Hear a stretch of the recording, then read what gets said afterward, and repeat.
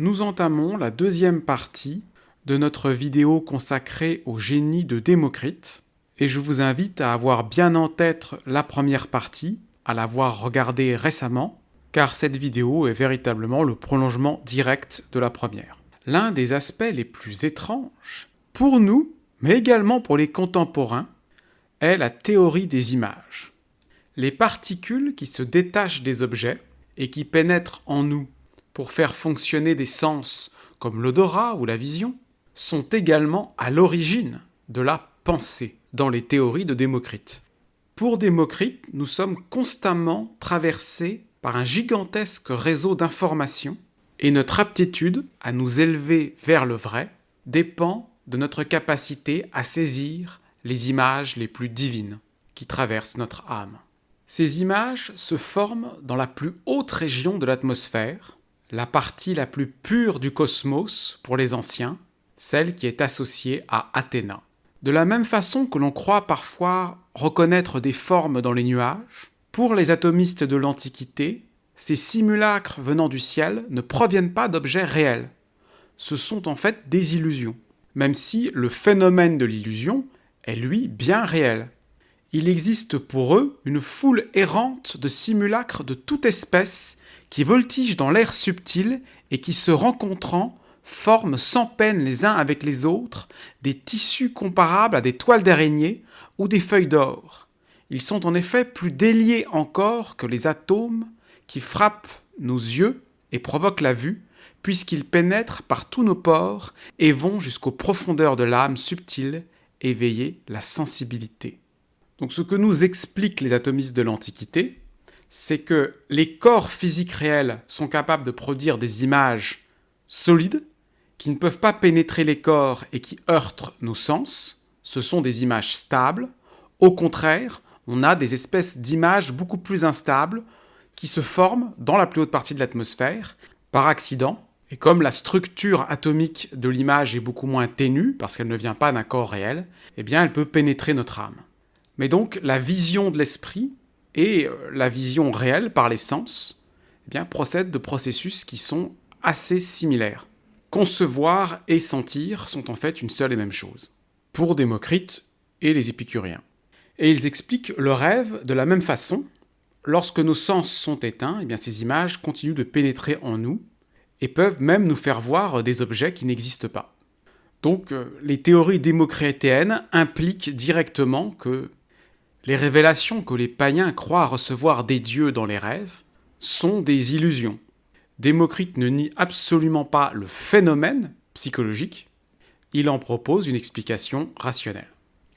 Le sceptique Sextus Empiricus nous dit « Les images des dieux constituent chez Démocrite toute la réalité des dieux, et que ce sont ces illusions qui ont produit en l'homme l'idée qu'il y a des dieux, mais qu'à part les images divines, il n'y a pas réellement de Dieu. » Cicéron nous dit que cette théorie des images, c'est seulement une manière de nier les dieux.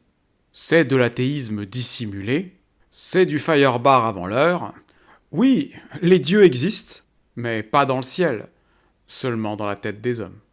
Mais la théorie des images va nous permettre de voir à nouveau que Démocrite est bien plus un païen éclairé qu'un athée au sens moderne du terme, car cette théorie du fonctionnement de l'esprit est tout à fait compatible avec le culte païen pour les images. Cet athéisme religieux n'est ni une croyance ni une foi, il n'y a pas de Dieu, de démiurge créateur ou organisateur, pas de cause imcausée, de déisme, ni même de providence. Il n'y a pas de surnaturel, on oublie toute la superstition, la magie, le miracle, les connexions mystiques. Ni les rituels ni les sacrifices n'ont de légitimité. En revanche, ce qui est divin, c'est la raison qui permet de s'élever au vrai, et l'intelligence n'y parvient que si son esprit est capable de saisir les images les plus pures, celles qui véhiculent la vérité. Pour un dévot d'Athéna, la prière devient la réflexion, et le prêtre se métamorphose en philosophe. Et pour Démocrite, la réflexion même est une contemplation. La contemplation des idées. qui sont elles-mêmes des fragments de la raison pure. Ces concepts idéalisés, ce sont ce que les hommes appellent les dieux, qui existent donc bien selon cette définition. Donc, si Démocrite conserve un des aspects de la religiosité païenne, c'est le culte des images. Pour Démocrite, les images des dieux, en tant qu'elles modèlent notre âme, sont divines. Et tout notre effort, toute notre piété doit être tourné vers la contemplation de ces images. Car les bonnes images vont avoir un effet positif sur nous, alors que les mauvaises véhiculent et apportent de mauvaises pensées, qui vont souiller notre âme. Ce pourquoi, nous dit Sextus Empiricus, Démocrite priait pour rencontrer des images favorables.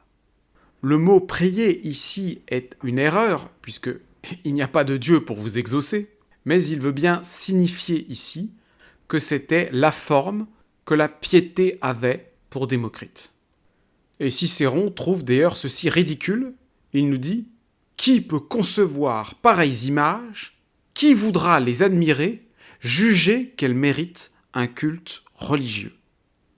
Et on trouve une condamnation encore plus sévère chez le père de l'Église Origène, qui nous dit « Il n'est pas possible de connaître le Dieu chrétien et d'adresser en même temps des vœux à des images. Et l'accusation de folie s'applique non seulement à ceux qui offrent des prières aux images, mais aussi à ceux qui prétendent le faire, en s'adaptant à l'opinion populaire, comme le font les philosophes sectateurs d'Épicure ou de Démocrite. C'est ce qui fait que nous condamnons Essels et tous ceux qui avouent que ce ne sont pas là des dieux. Ils passent pour sages et cependant ils rendent eux-mêmes un honneur apparent au simulacre. » Ce père de l'Église dénonce la continuation du culte des images dans la mouvance démocritéenne. Et il n'est pas le seul, puisque même Cicéron se moque des épicuriens, plein de vénération, nous dit-il, pour les moindres figurines. Les plus idolâtres de tous les païens, ce sont les philosophes matérialistes.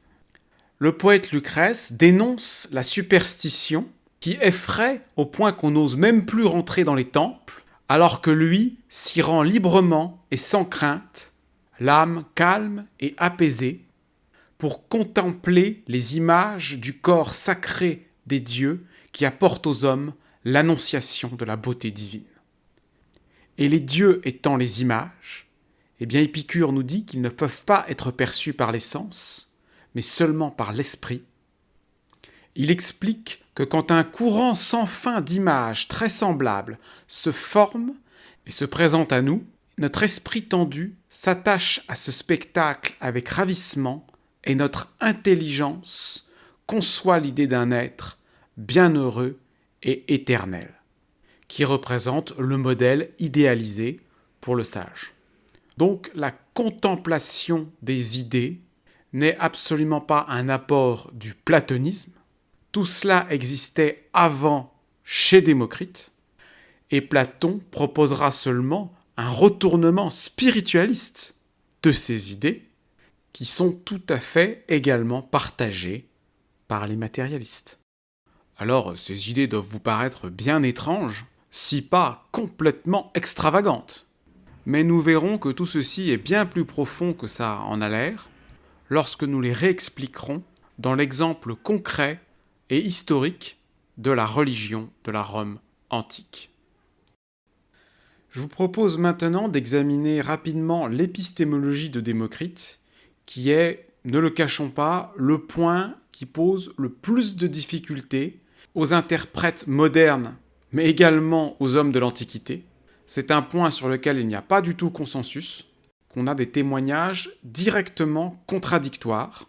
D'un côté, on a des témoignages qui font de Démocrite un pur sensualiste dans lequel le vrai est dans les phénomènes, qu'il y a une identité du vrai et de la représentation phénoménale, et d'autres témoignages qui font de Démocrite un sceptique qui a tenu des propos très critiques vis-à-vis des sens, comme d'autres penseurs à l'époque, comme Empédocle, Anaxagore, Socrate, Démocrite aurait dit que la vérité est profondément enfouie, que les opinions et les conventions ont tout envahi, qu'il n'y a plus de place pour la vérité, qu'en un mot, tout est couvert d'épaisses ténèbres, et que la vérité est au fond du puits. Démocrite nous dit que la connaissance due au sens est bâtarde, mais que seule la connaissance intellectuelle est légitime, ce qui semble en faire un rationaliste spéculatif complètement déconnecté du monde sensible, mais ce que l'on peut tempérer par les témoignages antiques, notamment d'Aristote, qui nous dit bien que Démocrite paraît avoir obéi à des arguments propres de type physique pour construire ses théories d'explication du monde, et que son maître lui-même croyait ces explications métaphysiques en accord avec les données sensibles. Donc même si la raison prévaut sur la sensation, il y a chez eux la volonté d'accorder la raison avec les sens, ce qui constituera l'essence même de la démarche scientifique énoncée par Francis Bacon. On a un témoignage qui nous dit que bien que Démocrite se soit proposé de fournir aux sens la force d'un témoignage digne de foi, on ne le surprend pas moins à les condamner. Il semble donc que la position de Démocrite reposait sur une réflexion assez complexe et nuancée qui a ensuite été diversement comprise et interprétée par les contemporains. Démocrite a expliqué que la base de l'univers était les atomes et que donc toutes les autres propriétés sont des propriétés seulement émergentes. Il nous dit « Convention que le doux, convention que la mer, convention que le chaud, convention que le froid, en réalité, il n'y a que les atomes et le vide. Un atome isolé n'a pas de température, pas d'odeur, pas de couleur. Il ne peut ni s'user ni se briser, ni se noircir ni se blanchir. Il est inaltérable. C'est pratiquement un objet mathématique. Sa seule qualité physique, c'est d'être plein, ce qui l'oppose au vide. Or, nous ne percevons jamais directement les qualités intrinsèques des atomes, qui sont trop petits, mais seulement les qualités émergentes de l'agrégat atomique et qui sont perçues à travers le prisme de notre sensibilité, qui est subjective car dépendant eux-mêmes de nos sens, qui sont différents selon les personnes. Démocrite remarque que le miel est doux pour certaines personnes et pas pour d'autres. Ce qui fait que les sensibles n'existent pas par nature, mais seulement par convention. C'est l'effet de notre opinion et de nos affections. Aucun phénomène n'apparaît conforme à la vérité. Nous ne saisissons rien de vrai, mais seulement ce qui nous affecte conformément à la disposition de notre corps. Et donc Démocrite nous dit « La couleur n'existe pas, elle est le fruit de l'organisation des atomes. Par nature, il n'existe pas de couleur. » Et donc c'est là que la formulation est maladroite, car Démocrite semble à la fois nous expliquer qu'il y a des propriétés supérieures objectives, l'organisation des atomes n'est pas une propriété qu'il y a dans les atomes mêmes, mais elle est une propriété objective d'un agglomérat atomique, et donc on devrait en déduire que la couleur est vraie. Mais comme nous la percevons par nos sens, nous sommes également sujets à des illusions. Les daltoniens ne voient pas les mêmes couleurs. Et c'est ceci que semblent ne pas avoir compris les commentateurs. Théophraste reproche à Démocrite de tenir un discours contraire à son hypothèse, à la fois de nous expliquer que les sensibles n'existent pas par nature, et en même temps vouloir les expliquer par la disposition des atomes. Ce qui, je le répète, quand on explique bien, en fait n'est pas contradictoire, on peut accorder les deux, ce que semblent ne pas avoir compris les commentateurs de l'Antiquité, d'où la très grande confusion dans les témoignages qui nous sont parvenus. Ces débats ont pris beaucoup d'importance dans l'Antiquité, mais ils sont aujourd'hui dépassés grâce à l'invention de l'instrument de mesure scientifique qui permet de s'affranchir de la subjectivité humaine et permettra à la science expérimentale de véritablement décoller. Alors, je souhaiterais aborder maintenant la question des liens entre Démocrite et Épicure, son principal continuateur. Cicéron nous dit « Si Épicure n'avait pas connu les théories de Démocrite, qu'aurait-il su ? Qu'y a-t-il dans la physique d'Épicure qui ne vienne pas de Démocrite ? Il a bien changé quelques petites choses. Mais on retrouve dans Épicure la plupart des idées de Démocrite. Les atomes, le vide, les images matérielles, les espaces infinis et les mondes innombrables, leur naissance, leur mort, bref, presque tout ce dont est formée l'explication rationnelle de la nature. Et oui, c'est quelque chose que contribue à dissimuler tous ceux qui croient aux limites de la raison. Il existe une explication globale et cohérente de la totalité. Et le premier à l'avoir à peu près correctement formulée, c'est Démocrite. Et Épicure a été tout à fait sage de se rallier à ces idées en cherchant seulement à les affiner et les corriger sur des points ponctuels. Si l'on compare les premiers philosophes de la nature en Grèce aux plus anciens philosophes de l'Inde, on va trouver de nombreux points communs. En Inde, vous avez le plus ancien philosophe, Kapila, qui est un rationaliste, et on trouve dans ses aphorismes, écrits bien plus tard par ses disciples, de très belles argumentations contre l'existence d'un Dieu transcendant, intervenant, créateur du monde. Le principal défaut de la doctrine de Kapila, c'est qu'elle est dualiste et perpétue l'erreur spiritualiste. Inversement, on trouve le philosophe indien Charvaka, de l'école Lokayata, qui lui propose une philosophie athée, matérialiste, hédoniste, qui promeut une critique virulente des textes sacrés hindous, mais Charvaka est un sensualiste qui rejette le rationalisme. Il rejette l'universalité de la causalité, l'inférence logique et la réalité non perçue par les sens. On a également le philosophe Kanada, qui était connu pour avoir proposé une théorie atomique qui a été rapidement transformée en un système monothéiste. Enfin, on trouve d'autres idées dans la philosophie indienne, comme l'infinité des mondes, la multiplicité de l'existence, le concept de microcosme, qui sont communs avec Démocrite. On voit donc qu'il y avait en Inde toutes les bases pour faire un Démocrite. Tous les concepts éparpillés étaient là. Il ne manquait qu'un grand rationaliste de tous les rassembler pour produire le Démocrite indien, mais il n'y a pas eu de Démocrite en Inde. Et la philosophie indienne va même rétrograder avec l'influence du bouddhisme et du Vedanta et partir, selon moi, ensuite dans la mauvaise direction. Les points communs entre les idées qu'on a à peu près à la même époque chez les philosophes présocratiques en Grèce et chez ces premiers penseurs indiens s'expliquent à la fois par les échanges commerciaux, mais également par l'origine commune indo-européenne de ces peuples. Alors, quel est le grand concept qui singularise Démocrite ? On a vu que ce ne sont absolument pas les atomes. La particularité de Démocrite, c'est le rationalisme intégral. Tous les concepts de la réalité sont fondés dans la raison pure. Tout est gouverné par la logique mathématique, qui est la puissance infinie qui épuise et réalise tous les possibles, au sein de laquelle coexistent tous les contraires, qui équilibrent le bilan de la réalité.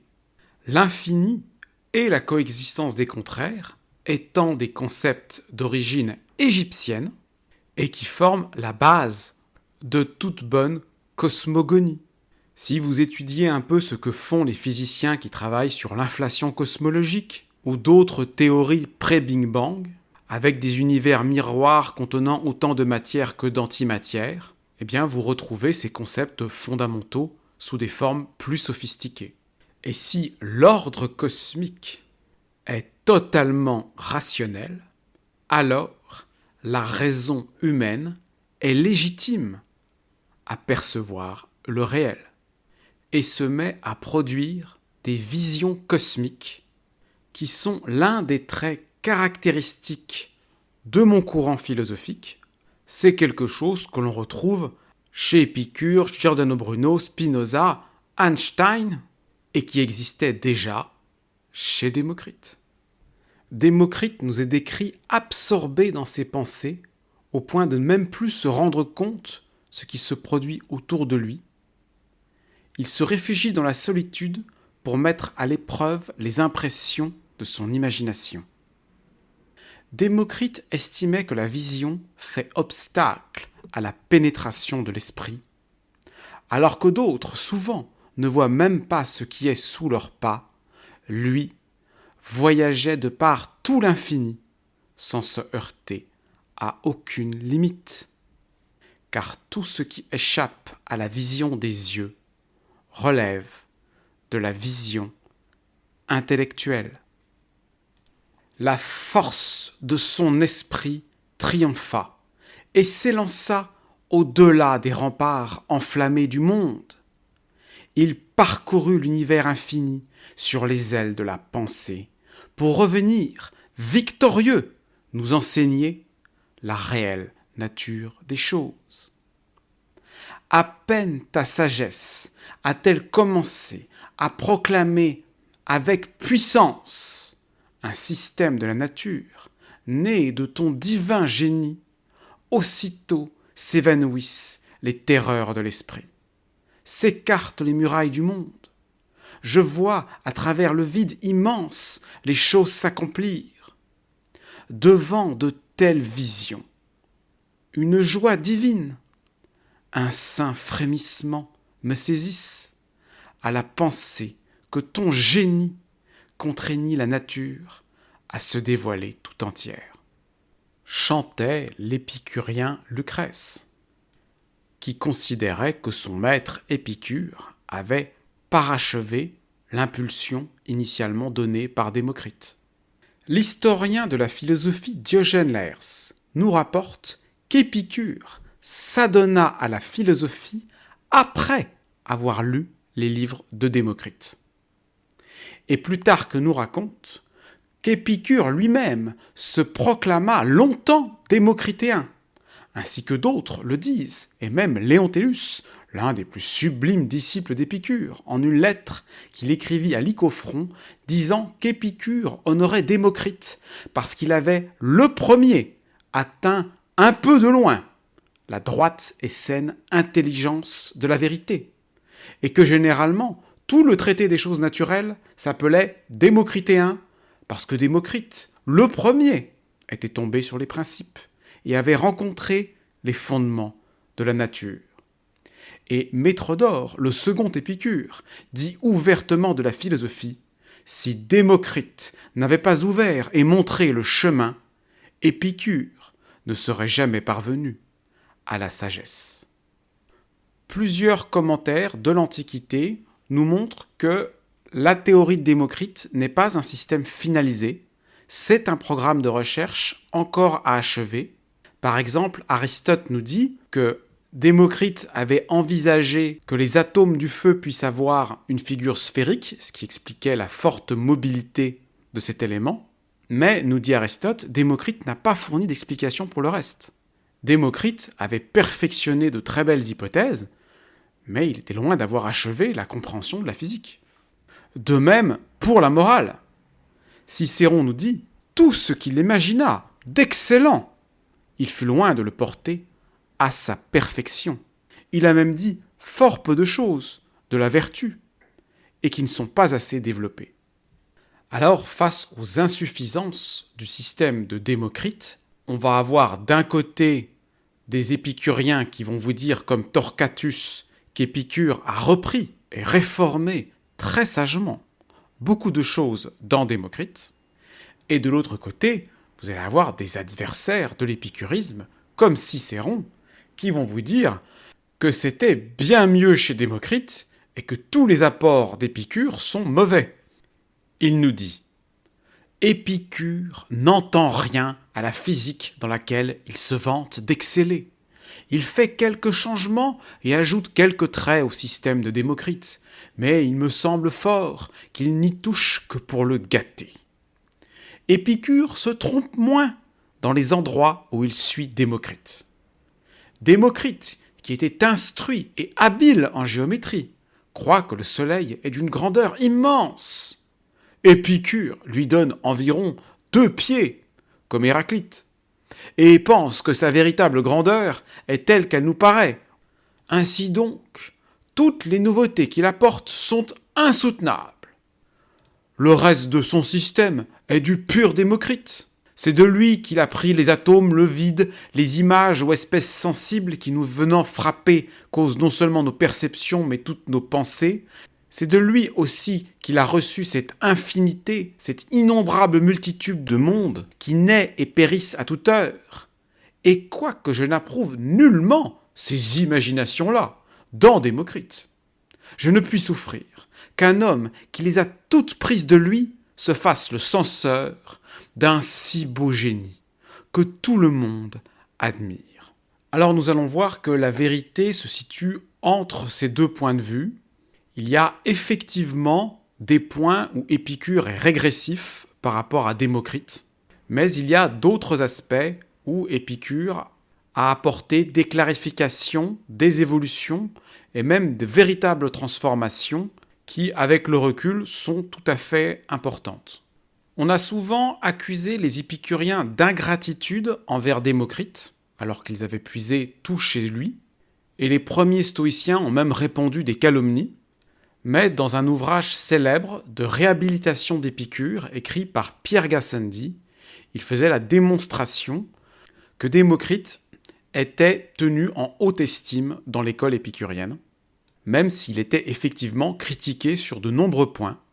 Et depuis ces travaux qui datent du XVIIe siècle, eh bien de nouveaux fragments épicuriens ont été découverts, et effectivement, ils confirment cette conclusion. L'épicurien Diogène d'Andéanda nous explique que Démocrite a le premier découvert la réelle nature des choses, mais il lui reproche, nous dit-il, de s'être trompé d'une façon indigne de lui lorsqu'il s'est mis à douter de la vérité des sens. C'est la principale différence entre Épicure et Démocrite. Épicure reproche à Démocrite son excès de scepticisme, qui va aboutir à des extrémistes comme Pyrrhon d'Hélice, qui ne croient plus en rien, et Épicure réagit avec un excès de dogmatisme et des explications torturées et fausses pour tenter de réfuter l'argumentaire sceptique, rétablir la vérité des sens et sauver la science. Sur ce point qui les oppose, il est difficile de donner raison à l'un ou à l'autre. La vérité, à mon avis, est une position intermédiaire entre les deux. On trouve un développement très intéressant dans l'épicurisme, c'est la multiplicité des hypothèses, qui est une méthode proto-scientifique. L'épicurien Diogène d'Andéanda nous dit « Lorsque les preuves étayent plus d'une possibilité, il est imprudent et erroné de déclarer qu'une seule possibilité est correcte. La disposition à retenir une seule possibilité parmi plusieurs, alors que les preuves sont insuffisantes, et que plusieurs possibilités peuvent être vraies, est caractéristique d'un diseur de bonne aventure, d'un prêtre ou d'un fou, et non de la voix d'un homme sage. Lorsque les preuves ne sont pas suffisantes pour être sûrs de notre choix, nous devons attendre les preuves supplémentaires avant de juger. Jusque-là, nous devrions seulement dire que plus d'une explication est possible ou qu'une explication est plus plausible qu'une autre. L'un des points qui oppose Démocrite et Épicure et illustre très bien la différence entre les deux personnages, c'est la définition de la mort. Démocrite avait fait des enquêtes sur les gens que l'on a cru morts et s'était rendu compte que des personnes qu'on croyait morts étaient revenues à la vie. Il avait probablement également constaté des cas de coma, des cas où le corps et l'activité, la conscience étaient ralentis, mais dont on pouvait revenir. Et donc Démocrite avait décrit la transition entre l'état vivant et l'état de mort comme une transition, pas un arrêt brutal. Et il était même allé jusqu'à dire que les cadavres pouvaient avoir des sensations.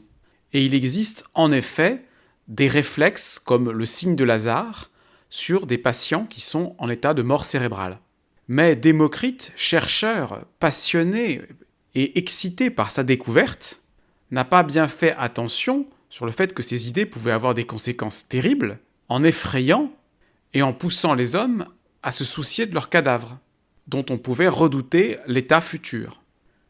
Alors, des adversaires de l'épicurisme comme Cicéron nous disent que Démocrite n'a jamais rien dit de tel et que c'est une fausse accusation d'Épicure contre Démocrite et que repoussent les démocritéens.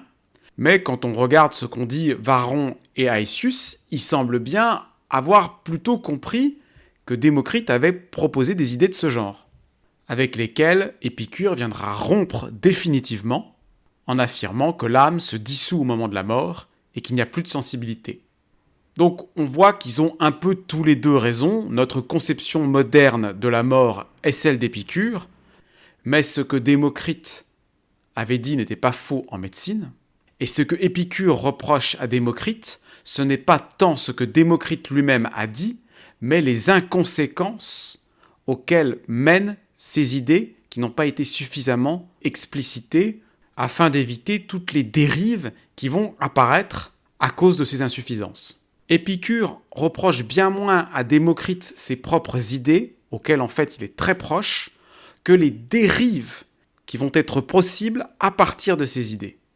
Une lecture attentive des fragments de l'ouvrage de la nature d'Épicure montre qu'Épicure combat en fait bien moins Démocrite lui-même que les dérives que les relativistes, comme Protagoras, les fatalistes, stoïciens, les sceptiques et les autres pseudo-démocritéens comme Nausifane ont produit à partir de Démocrite, et que Démocrite avait déjà commencé lui-même à contrer.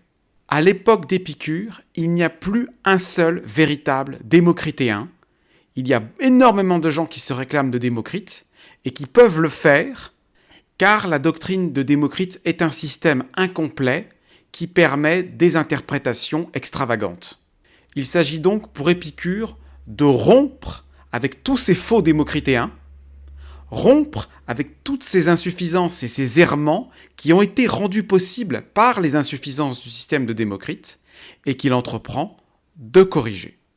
Et c'est donc la raison profonde pour laquelle Épicure, tout en étant à l'origine un pur démocritéen, se met à rompre avec Démocrite et décide de refonder totalement une nouvelle école, qui n'aura plus à assumer les ambiguïtés du fondateur, ni les dérives de tous ses faux disciples, mais qui se verra accusé d'ingratitude envers Démocrite, le véritable fondateur.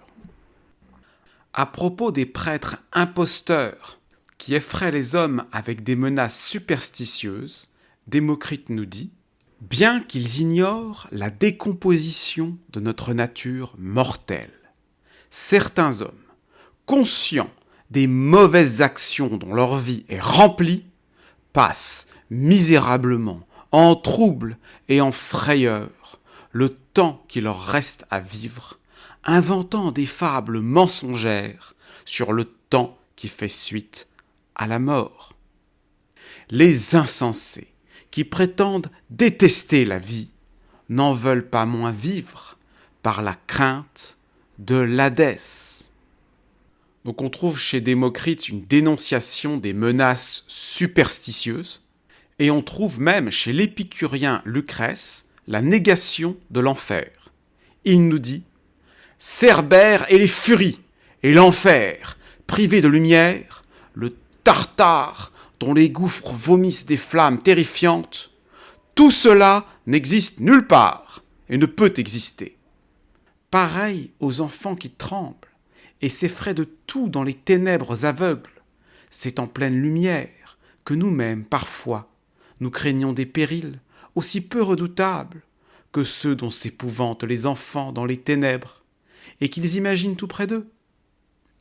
Ces terreurs, ces ténèbres de l'esprit, il faut donc, pour les dissiper, non les rayons du soleil, ni les traits lumineux du jour, mais l'étude rationnelle de la nature. L'homme est un malade qui ne sait pas la cause de son mal. S'il la pouvait trouver, il s'appliquerait avant tout, laissant là tout le reste, à étudier la nature, car c'est d'éternité qu'il est question, non pas d'une seule heure. Il s'agit de connaître ce qui attend les mortels dans cette durée sans fin, qui s'étend au-delà de la mort. Nietzsche avait donc raison lorsqu'il disait que les épicuriens avaient combattu les formes embryonnaires de christianisme. Et l'exemple de la divination illustre pourquoi est-ce que Épicure a paru plus avancé que Démocrite dans le combat contre la superstition. La divination était une pratique très répandue dans l'Antiquité qui consistait à lire l'avenir dans les entrailles des animaux. Et Démocrite va proposer des explications par des causes naturelles. Si l'alimentation est meilleure dans certaines régions, les soldats seront en meilleure santé, et cela peut se voir dans les entrailles des animaux, et potentiellement prédire qui gagnera la guerre. Donc on voit qu'avec Démocrite, on sort complètement des causes magiques, mais il manque parfois une critique plus radicale qui va aller jusqu'à même complètement nier le phénomène, inventé par la superstition. Et ça, effectivement, c'est un apport d'Épicure qui va être pratiquement le seul dans l'Antiquité à nier catégoriquement la divination. C'est une charlatanerie totale, il n'y a même pas à chercher à essayer de l'expliquer, ça n'existe pas.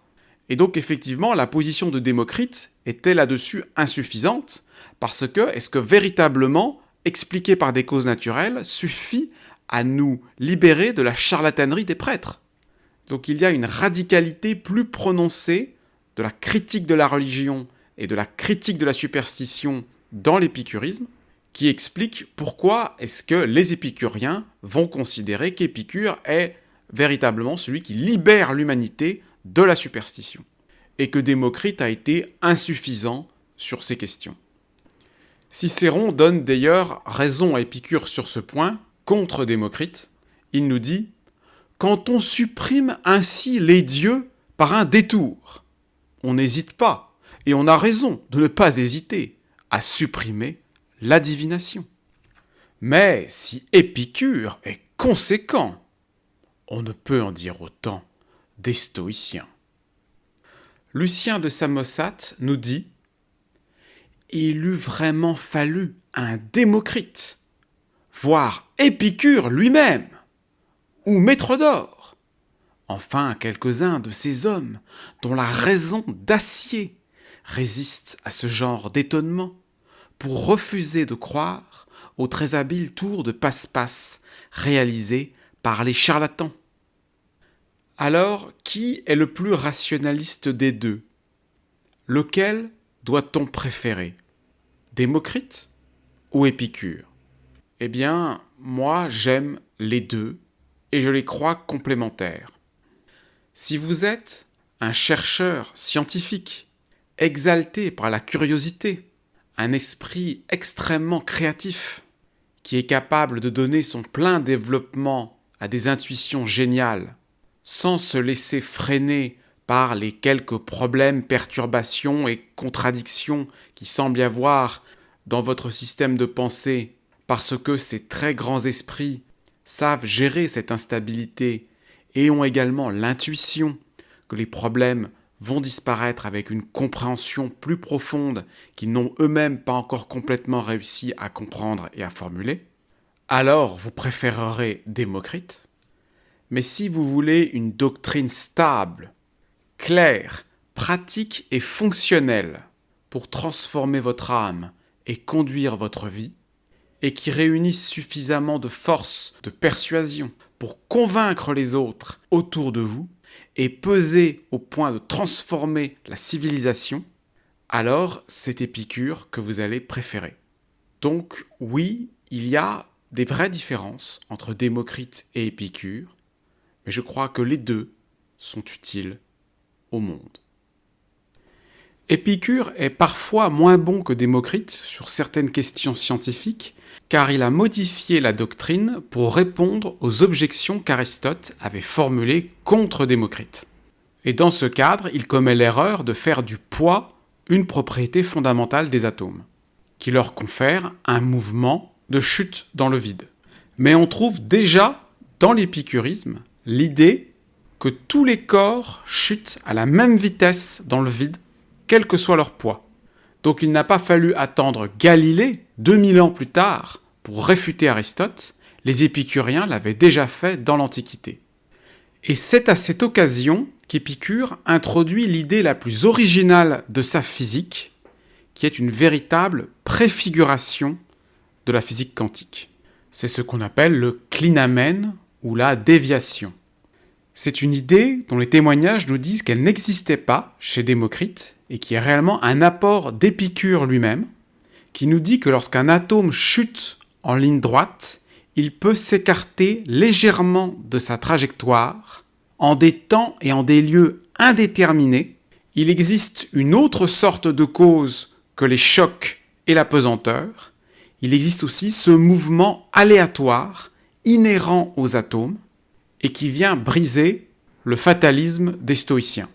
Alors il y a effectivement des motivations morales à défendre cette idée, afin de mieux accorder la morale de Démocrite avec cette physique, mais si c'était là la seule motivation derrière cette idée, ce serait un très mauvais argument. Non, il y a des raisons beaucoup plus profondes à cette idée dans la physique épicurienne.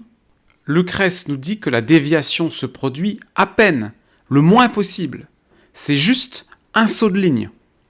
Et en effet, pour Épicure, non seulement la matière, mais également le mouvement, l'espace et le temps sont constitués d'indivisibles.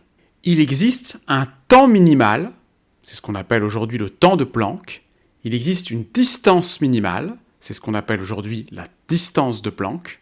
L'espace-temps est quantifié déjà pour les épicuriens.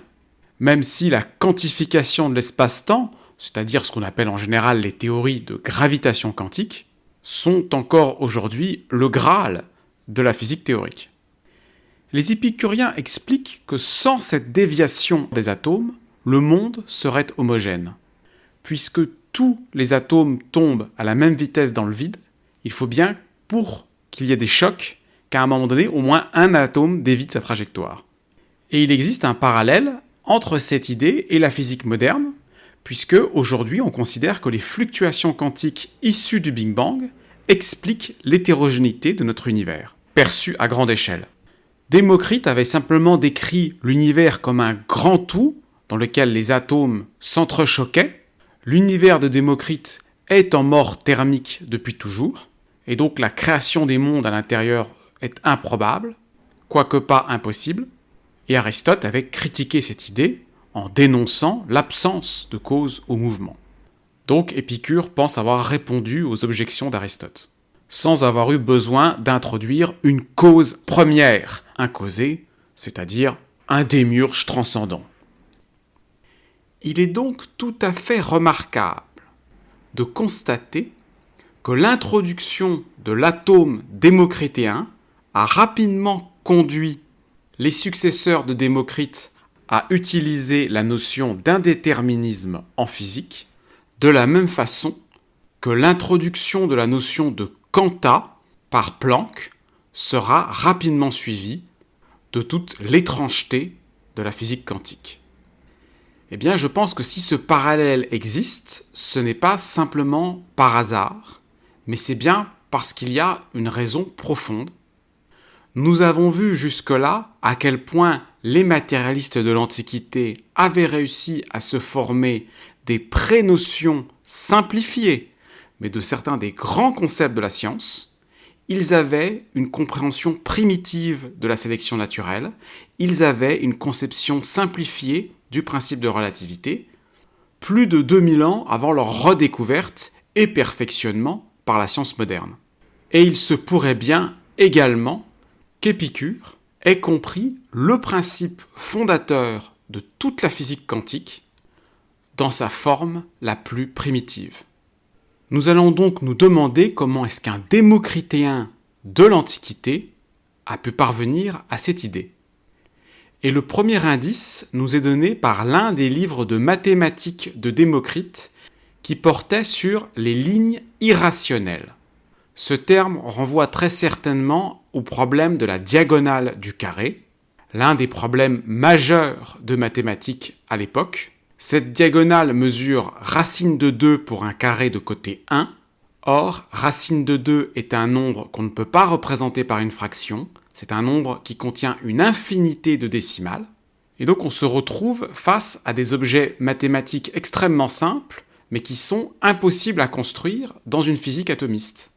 C'est d'ailleurs une accusation des adversaires, l'atomisme est incompatible avec la géométrie. Dans le triangle qui apparaît, si vous fixez de façon nette le point A et le point B, la position du point C, en physique atomiste, devient indéterminée. Et donc, la chute d'un corps du point A au point C va forcément faire un saut de ligne, soit légèrement à gauche, soit légèrement à droite. Je viens de redécouvrir le clinamen d'Épicure. Et ce problème est récurrent. Dès que vous allez vouloir étudier le mouvement à l'échelle atomique, vous allez retomber sur ces problèmes très fréquemment, qui font que les lignes droites deviennent des lignes brisées. Or, lorsqu'à cause d'un problème d'arrondi, vous êtes obligé d'effectuer un saut de ligne, rien ne précise exactement où le saut de ligne doit avoir lieu. Une ligne, c'est le plus court chemin entre deux points. Or, comme le montre l'exemple dessiné ici, il y a plusieurs possibilités pour placer le saut de ligne. On retrouve à nouveau le clinamen d'Épicure qui nous dit que la déviation va se produire en des lieux et à des instants indéterminés. Elle peut se produire n'importe où sur le parcours et elle ne concerne que le saut de la plus petite distance possible. En résumé, l'idée maîtresse, c'est qu'il existe des indéterminations logiques dans certains problèmes mathématiques. On parle bien d'une indétermination logique fondamentale. Si je vous dis x au carré égale 9, eh bien vous ne savez pas si x est un nombre positif ou x est un nombre négatif. Vous avez deux solutions, 3 et moins 3. L'indétermination logique n'a rien d'irrationnel. Ça existe très souvent en mathématiques. Et donc, la physique quantique serait seulement le pendant physique de cet indéterminisme logique fondamental. Et ce que je suis en train de vous dire là, eh bien, c'est ce que certains physiciens essaient d'expliquer, notamment tous ceux qui travaillent sur ce qu'on appelle la théorie de l'information. Historiquement, la physique quantique a été construite par tâtonnement et elle n'a pas été posée par un grand principe philosophique fondateur. C'est une des grandes raisons pour lesquelles ensuite l'interprétation et donc la signification de cette théorie conduit à des débats sans fin. Et les physiciens que nous citons sur cette page expliquent qu'il faut cesser de chercher à l'interpréter, mais seulement la refonder sur un principe clair. Nous voyons donc que la physique quantique n'est pas une objection majeure à la philosophie de Démocrite, mais qu'elle émerge naturellement de problèmes non résolus par Démocrite lui-même. Et donc, accepter le quantique, c'est simplement passer de Démocrite à Épicure, c'est-à-dire rester dans le même courant philosophique. Alors on m'objectera qu'Einstein, lui, s'est opposé à la physique quantique. Alors en fait, la situation est un petit peu plus complexe. Quand on lit Einstein, on voit qu'il s'oppose aux interprétations positivistes et spiritualistes de la physique quantique. Il dit « Moi je crois que la Lune existe même quand je cesse de la regarder ». En cela, Épicure est parfaitement d'accord avec Einstein. De plus, on a le témoignage du philosophe Karl Popper et du physicien Wolfgang Pauli, qui ont tous les deux discuté avec Einstein sur cette question à la fin de sa vie, et qui nous disent qu'Einstein avait évolué sur la question du déterminisme. En fait, sur de très nombreuses questions scientifiques, Einstein a changé plusieurs fois d'avis au cours de sa vie, et à son époque, la physique n'avait pas tranché. En fait, il faudra attendre le théorème de John Bell et les expériences d'intrication, notamment celle d'Alain Aspect, pour pouvoir commencer à affirmer sérieusement qu'on est face à un indéterminisme physique fondamental. Qu'est-ce qu'Einstein aurait dit s'il avait connu tout cela ? Eh bien, certains physiciens, comme Thibaut Damour, pensent qu'Einstein, aujourd'hui, défendrait l'interprétation d'Hugh Everett. Hugh Everett a assisté à la dernière conférence d'Einstein, dans laquelle il a formulé ses objections contre l'interprétation spiritualiste de la physique quantique, et Hugh Everett a imaginé la théorie des univers multiples où tous les possibles sont réalisés dans différentes branches du multivers. Or, cette théorie répond aux objections d'Einstein tout en admettant l'indéterminisme quantique, qui devient d'ailleurs désormais nécessaire pour sauver la causalité physique. Si le quantique n'était pas un aléatoire parfait, alors on pourrait communiquer des informations plus vite que la vitesse de la lumière. Donc pour sauver la causalité au sens d'Einstein, la causalité relativiste, il faut que ce soit un aléatoire parfait. Donc ceux qui rejettent l'indétermination quantique au nom de leur intuition sur la causalité doivent mettre à jour leur compréhension de la causalité physique. Alors là, c'est un peu technique, je vous renvoie pour ceux qui le voudront aux articles cités. Mais donc pour YouTube, on va simplement ici se contenter de comprendre que les idées d'Everett sont une réactualisation des principes de Démocrite. L'infinité des possibles se réalise. Ils forment un grand tout éternel et nécessaire. L'arbre de tous les possibles est une structure réelle et parfaitement déterminée. C'est le Dieu de Spinoza, éternel et immuable, comme le cosmos de Démocrite et d'Épicure. Mais seulement vous, êtres finis, vous ressentez une temporalité, car vous ne percevez qu'une branche de la réalité. Le tout est parfaitement déterminé, mais l'indéterminisme existe réellement du point de vue de la finitude. Il n'y a pas de contradiction entre les deux conceptions. Voyez également que tout ce qui se produit dans le multivers d'Hugh Everett existe déjà dans l'univers de Démocrite. Les autres vous-même qui réalisent des scénarios alternatifs dans des branches du multivers d'Everett existent également dans l'espace infini de Démocrite à des distances très éloignées. La théorie d'Everett est seulement une théorie sur la structure de l'espace-temps, mais elle n'ajoute rien de plus. Tout ce qui se produit dans le multivers d'Everett se produisait déjà dans le cosmos de Démocrite. La métaphysique de Démocrite repose sur deux concepts fondamentaux. D'un côté, l'être, l'existant, qu'il assimile au plein des atomes, qui leur confère leur masse, et de l'autre côté, le vide, qu'il identifie au non-être, au non-existant. Mais comme le concept de masse et celui de vide ont connu des évolutions importantes avec la physique du XXe siècle, je vous propose de voir maintenant dans quelle mesure ce qu'a dit Démocrite reste malgré tout toujours valide et dans quelle mesure ceci a besoin d'être corrigé. Alors, premier point, la masse. Eh bien, aujourd'hui, la masse n'est plus un concept fondamental en physique. C'est une propriété émergente à partir du mécanisme de Higgs. Toutes les particules fondamentales de la nature sont dépourvues de masse, et les particules qui sont capables d'interagir avec le champ de Higgs sont en quelque sorte ralenties et acquièrent une masse. La masse ne se conserve pas forcément, en revanche, c'est l'énergie qui se conserve. Alors, ces évolutions conceptuelles suscitent de grandes espérances chez nos adversaires spiritualistes. La physique dématérialise-t-elle les particules et réfute-t-elle aujourd'hui le matérialisme ? Est-ce que ce n'étaient pas les adversaires de Démocrite qui ont méprisé la matière, qui l'ont dévalorisée comme une illusion, qui avaient finalement raison ? Eh bien non, pas du tout, et pour plusieurs raisons. Déjà, la matière, c'est en quelque sorte de l'énergie congelée, et donc il n'y a pas d'infériorité ontologique entre la matière et l'énergie. C'est une seule et même substance, dirait Spinoza. Il n'y a pas un monde supérieur de l'énergie qui domine un monde inférieur de la matière.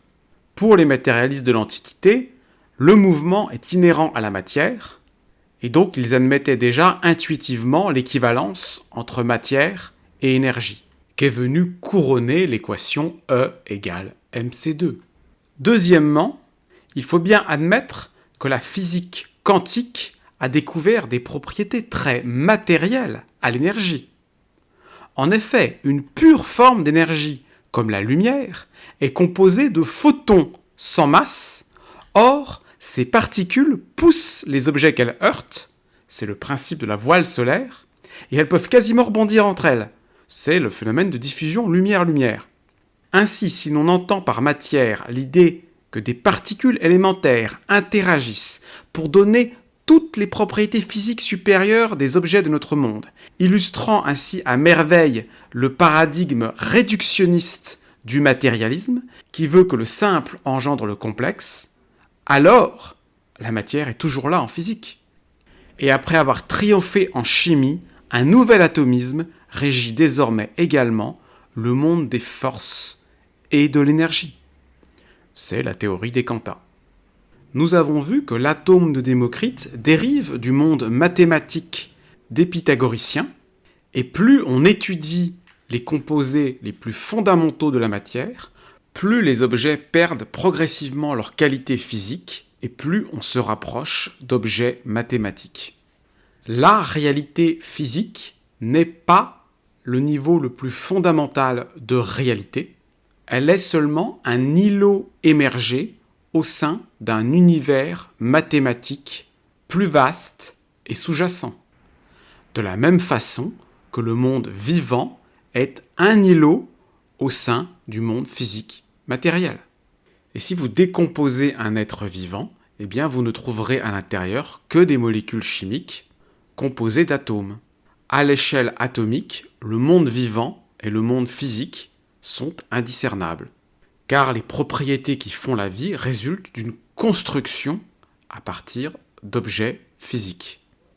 Eh bien, ce que nous venons de dire là, et qui est largement admis en science pour expliquer la transition entre le monde vivant et le monde non vivant, eh bien nous pensons qu'il se produit la même chose entre le monde mathématique non physique et le monde physique. Et de la même façon que l'on va juger un être conscient supérieur à un être seulement vivant, et un être vivant supérieur à un être seulement matériel, eh bien dans cette conception, nous considérons que les objets matériels sont quelque part plus réels que les entités seulement mathématiques. Donc la théorie de l'univers mathématique que je défends dans mon essai philosophique, et qui est également défendue par le physicien Max Tegmark, s'inscrit dans le même cadre que celui de l'atomisme démocritéen et est un véritable matérialisme.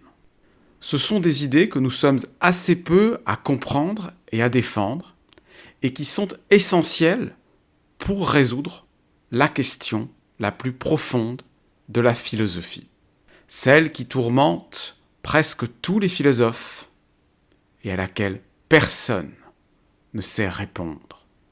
Pourquoi y a-t-il quelque chose plutôt que rien ? Même des philosophes ou des physiciens qui me sont sympathiques, comme Bertrand Russell ou Shane Carroll, échouent lamentablement sur cette question. Et constatant leur échec, ils se contentent d'affirmer que l'existence de l'univers est un fait brut qu'il nous faut juste accepter. Réponse absolument insatisfaisante pour un profond rationaliste comme moi et comme Démocrite. Car oui, j'honore Démocrite d'avoir, lui, proposé une réponse fondamentale à cette question. Cette réponse que nous allons tenter d'expliciter ici repose sur le rejet de la logique du tiers exclu, promu par Aristote, d'où nous avons déjà démontré la fausseté dans notre exemple où x carré égale 9 avait deux solutions opposées, 3 et moins 3, qui est une illustration de la coexistence des contraires, sans contradiction logique. Et lorsque l'on demande à Démocrite pourquoi y a-t-il de l'être plutôt que du non-être, Démocrite répond, il y a de l'être et du non-être. Il y a coexistence des deux. Pourquoi y a-t-il quelque chose plutôt que rien? Démocrite répond, le quelque chose et le rien coexistent nécessairement. Toute chose appartient soit à la catégorie de l'être, soit à celle du non-être. Il n'est pas possible de penser une chose au-delà de ces deux catégories. Si vous êtes capable d'élucider cette propriété fondamentale, alors vous pouvez donner une explication la plus profonde à toute la réalité. Démocrite désigne l'être comme un état privatif du néant, ce qu'il suggère qu'il donnait au néant un statut premier à partir duquel sa négation définit l'être, l'existant, qu'il décrit par le néologisme d'en, qu'on pourrait traduire par léant, privation de méden, le néant. Mais constatant que l'être et le non-être demeurent deux possibilités, que rien ne semble pouvoir départager a priori, Leucippe et Démocrite considérèrent que ces deux possibilités devaient donc coexister en même temps. Cherchant à faire correspondre cette réflexion métaphysique avec le réel perçu, ils assimilèrent le non-être au vide et l'être à la matière. L'être n'ayant lui-même pas plus de raison de se manifester sous une forme plutôt qu'une autre, ils conclurent que la matière existait sous l'infinité des formes possibles et formait ensuite l'infinité des choses imaginables. Démocrite fragmente l'être, c'est-à-dire l'un immuable de Parménide, en une multitude infinie de corpuscules, les atomes, séparés par du vide, permettant de faire exister le temps et le mouvement pour les choses finies à l'intérieur du grand tout statique. Ainsi, toute chose réelle, corps, phénomène, esprit et même les images des dieux vues dans les rêves, se résument à un état de la matière. Or, nous savons aujourd'hui que cette explication ne fonctionne pas. On ne peut pas assimiler le vide au néant, au non-être. L'espace vide contient des dimensions, il contient des propriétés physiques qui le rendent très différent du néant. C'est évident aujourd'hui pour tous les physiciens depuis la théorie de la relativité générale d'Einstein. Donc oui, l'explication de Démocrite ne marche pas. Mais aimer Démocrite, ce n'est pas le défendre dans ses erreurs, c'est comprendre et partager les fondements profonds de sa démarche et poursuivre son effort. Je vous propose donc maintenant de voir comment on peut aujourd'hui corriger l'erreur de Démocrite tout en confirmant sa conclusion. Nous avons vu que l'espace vide ne peut pas être le néant. Alors, quel autre concept pourrait-on choisir qui pourrait bien mieux définir le néant? Eh bien, il y a un concept essentiel qui n'existait pas à l'époque de Démocrite et qui ne sera découvert que 7 siècles plus tard par Jean Blick, c'est le zéro mathématique, qui offre une conception beaucoup plus profonde et certainement beaucoup plus juste du non-être. Or, on peut, à partir de zéro, dériver une infinité d'égalités et générer une infinité de structures mathématiques. En fait, toutes les structures mathématiques sont là et elles sont égales entre elles et égales à zéro. En effet, vous pouvez prendre n'importe quelle équation et vous pouvez simplement la réécrire comme étant égale à zéro. Ainsi, toutes les équations sont égales entre elles et sont égales à zéro. Et donc l'ensemble de toutes les équations possibles le plus grand des méga multivers mathématiques, n'est donc rien. Il est zéro. À la question « Pourquoi y a-t-il quelque chose plutôt que rien ?», nous répondons donc qu'il faut simplement réaliser que le tout le plus infini et le rien le plus absolu sont en fait la même chose, et qu'il n'y a donc jamais eu de choix. La totalité des êtres, prise dans sa globalité, se réduit au plus fondamental des néants imaginables, ou à l'inverse, de ce non-être absolu découle éternellement la totalité super infinie des possibles réalisés. Nous avons vu dans la vidéo de Spinoza le cas de l'univers bloc, où lorsqu'on s'élève à l'infini, les concepts physiques comme le temps disparaissent, et un univers infini, vu globalement, n'est plus un objet physique, mais une structure atemporelle, comme les objets mathématiques. Or, cette structure étant réductible à une équation, elle est donc en fait seulement une forme de zéro, c'est-à-dire un état du néant. Le plus vaste des multivers, contenant absolument toutes les structures imaginables, ne contient en fait aucune information, aucune donnée arbitraire, aucune constante. Il est juste la description la plus complète du néant, l'état le plus hyper complexifié possible qui combine toutes les formulations possibles de zéro. Comme chez Démocrite, l'être et le non-être coexistent sans qu'il y ait de passage de l'un à l'autre et sans aucune contradiction logique. L'équivalence vient ici d'être démontrée mathématiquement. Mais j'admets effectivement que la démonstration n'a de force et de sens que si vous avez admis préalablement que la réalité la plus grande, celle qui englobe tout, y compris le monde physique, est de nature mathématique. Voilà, donc nous en avons fini avec la métaphysique de Démocrite, et nous allons maintenant pouvoir aborder la dernière partie où nous allons parler des adversaires et des ennemis de Démocrite. Anaxagore était contemporain de Démocrite et semble avoir été son principal concurrent.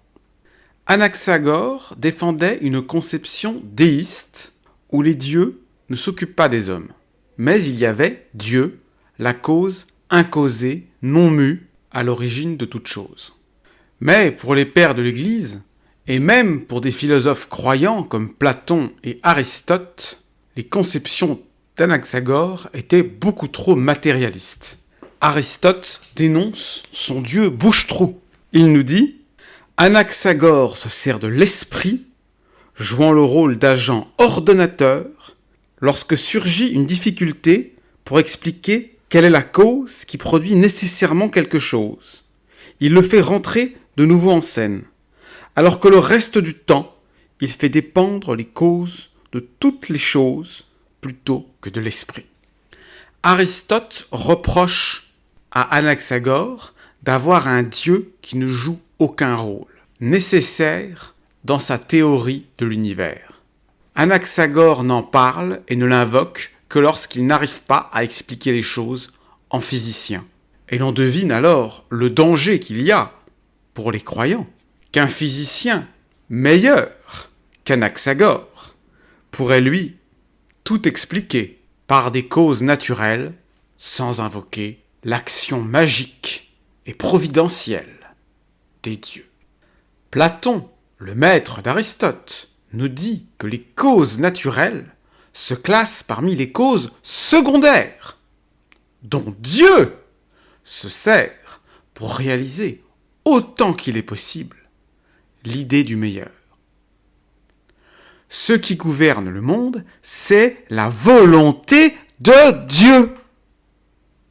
Et les causes physiques ne sont qu'instrumentales, pour Platon. Platon raconte que lorsqu'il entendit un jour que Anaxagore disait que c'est l'esprit qui est l'organisateur et la cause de toute chose, cette idée le ravit. Il se réjouissait d'avoir trouvé dans la personne d'Anaxagore un maître selon son cœur. Je pensais, nous dit Platon, qu'il me dirait d'abord si la terre est plate ou ronde, et après cela qu'il m'expliquerait la cause et la nécessité de cette forme en partant du principe du mieux. Que nous dit Platon ? Je veux bien qu'il me parle de physique pour m'expliquer pourquoi la terre est ronde ou plate, mais je veux qu'il m'explique pourquoi c'est la volonté de Dieu. Mais, nous dit Platon, il ne tarda pas à tomber de haut lorsqu'il lut ces livres, car, avançant dans ma lecture, je vois un homme qui ne fait aucun usage de l'intelligence et qui, au lieu d'assigner des causes réelles à l'ordonnance du monde, prend pour des causes l'air, l'éther, l'eau et quantité de choses absurdes. Platon dénonce l'explication naturaliste et matérialiste des choses et veut une explication spiritualiste. Et on retrouve chez Aristote les mêmes critiques envers Démocrite. Aristote reproche à Démocrite d'avoir seulement expliqué les causes des objets du point de vue de la matière, sans expliquer l'origine du mouvement. Aristote dit « Démocrite ramène tout à des causes naturelles et ne daigne pas rechercher le principe qui fonde la permanence. » Démocrite n'a dit nulle part que c'est en vue de cette fin que la nature a créé ce phénomène. Démocrite omet de traiter de la cause finale et ramène à la nécessité toutes les voies de la nature. Aristote reproche à Démocrite d'avoir oublié Dieu, la cause première du mouvement. Or, pour Démocrite, le mouvement des atomes n'a pas eu de commencement, il est éternel. Giordano Bruno répondra à Aristote. Puisque l'univers est infini et immobile, il n'est pas nécessaire d'en rechercher la force motrice. Il n'y a aucun primum mobile. Il n'y a pas de cause première incausée. La croyance en un mobile primum est un vain fantasme. Mais il n'y a qu'un seul mouvement universel et infini. Pour Giordano Bruno, brûlé en 1600, il était déjà évident qu'Aristote était régressif. Giordano Bruno disait « Aristote n'a apporté aucun âge d'or à la philosophie. Qui a du bon sens et ne voit pas le profit récolté par Aristote quand il a utilisé son noble intellect pour contredire et faire la guerre à la théorie pythagoricienne et à la théorie des philosophes naturels. Aristote lui-même était le bourreau d'autres philosophes divins. Avec ses explications néfastes et ses arguments irresponsables, ce savant aride pervertissait le sens des anciens et entravait la vérité. Si vous avez écouté cette vidéo entièrement, y compris la première partie, nous avons montré avec de multiples exemples les erreurs d'Aristote et à quel point les conceptions étaient meilleures chez Démocrite. Alors quand vous entendrez certains vous vanter Aristote, l'élever au rang de père de la science, et dans le même temps oublier, voire mépriser Démocrite, eh bien vous avez affaire à une abominable inversion de la vérité. Aristote, c'est juste un philosophe scientifique pour croyants. Certes, et à ce titre, ce n'est pas le pire. Tout n'est pas toujours mauvais chez Aristote. Il a aussi quelques moments de génie, mais le présenter comme le père de la science et oublier Démocrite, c'est un point de vue de théologien chrétien. Alors, à moins que vous soyez un théologien qui veut concilier sa pensée avec la science, et auquel cas je vous l'accorde, Aristote est votre modèle, mais dans tout autre cas, vous n'avez aucune raison de vous faire les complices de la version chrétienne de l'histoire, qui dissimule la fantastique régression de la pensée et de la science causée par Aristote et les théologiens. Pour un esprit éclairé, Aristote, c'est seulement un réactionnaire anti-Démocrite. C'est l'élève de Platon qui est, lui, le véritable meneur de la réaction théologico-spiritualiste contre Démocrite. Le philosophe péripatéticien Aristoxène racontait que Platon voulut brûler tous les ouvrages de Démocrite qu'il pouvait trouver, mais qu'il en fut empêché par Amyclas et Clinias, disciples de Pythagore, qui lui dirent que ce serait un acte inutile, puisque quantité de gens possédaient déjà ces livres. Tatien, apologète chrétien, nous dit « Suis-tu la doctrine de Platon ? Dès lors, l'épicurien te fait ouvertement la guerre. Es-tu partisan d'Aristote ? Tu es en proie aux injures d'un disciple de Démocrite. » Alors, je ne crois pas avoir injurié Aristote, ni d'ailleurs invite à le faire. En revanche, peut-être que certains aristotéliciens se sentent injuriés par notre critique.